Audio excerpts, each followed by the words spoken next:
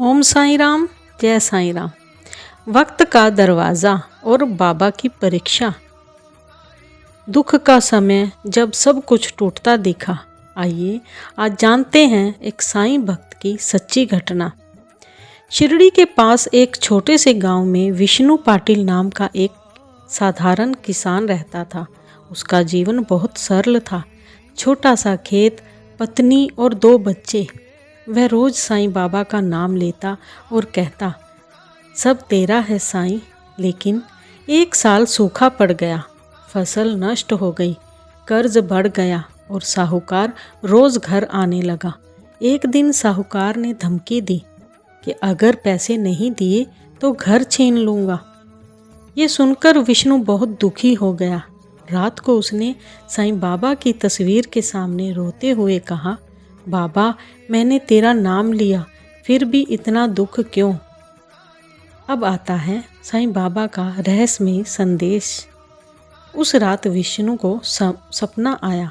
उसने देखा कि साईं बाबा धुनी के पास बैठे हैं और हाथ में एक घड़ी पकड़े हुए हैं। बाबा बोले, हर आत्मा का एक समय होता है, जो तेरा है वह समय पर मिलेगा। विष्णु ने पूछा, बाबा मेरा अच्छा समय कब आएगा? बाबा मुस्कुराए और बोले, जब तू इंतज़ार करना सीख जाएगा। इतने में नींद खुल गई, पर शब्द दिल में गूंजते रहे। अब आती है प्रतीक्षा की परीक्षा। विष्णु ने तय किया कि वह धैर्य नहीं खोएगा। हर सुबह वह कहता, ओम साईं राम, और खेत पर मेहनत करता रहा, भले ही परिणाम ना दिखे। गांव के लोग उसे मूर्ख समझते थे। कहते थे, साईं नाम लेने से क्या होगा, पैसा चाहिए तो शहर जाओ। पर विष्णु ने बाबा पर भरोसा रखा। अब आता है समय का चमत्कार।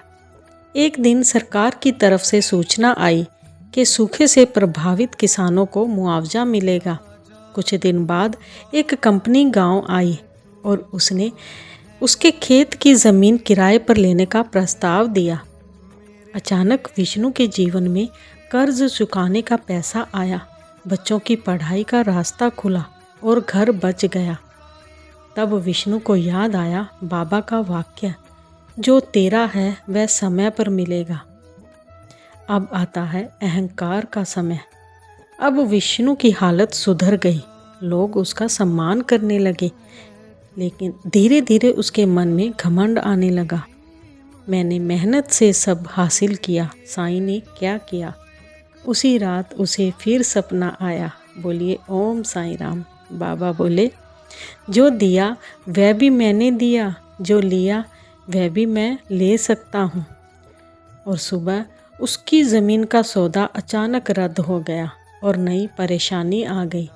विष्णु समझ गया, वक्त बदल सकता है।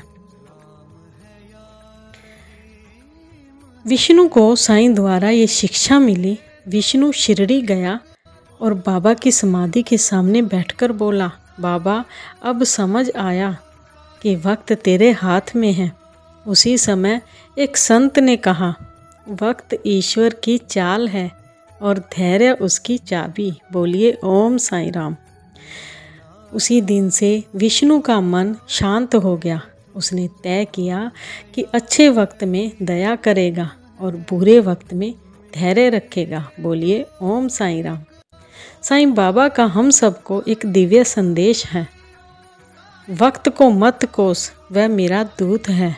जो तेरा है वह समय पर आएगा और जो समय से पहले चाहिए वह दुख लाता है।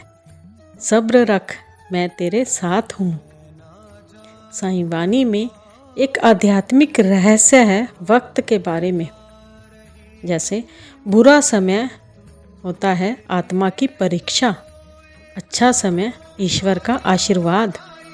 प्रतीक्षा भक्ति का प्रमाण है और घमंड समय का सबसे बड़ा शत्रु है। बोलिए ओम साईं राम, जय साईं राम।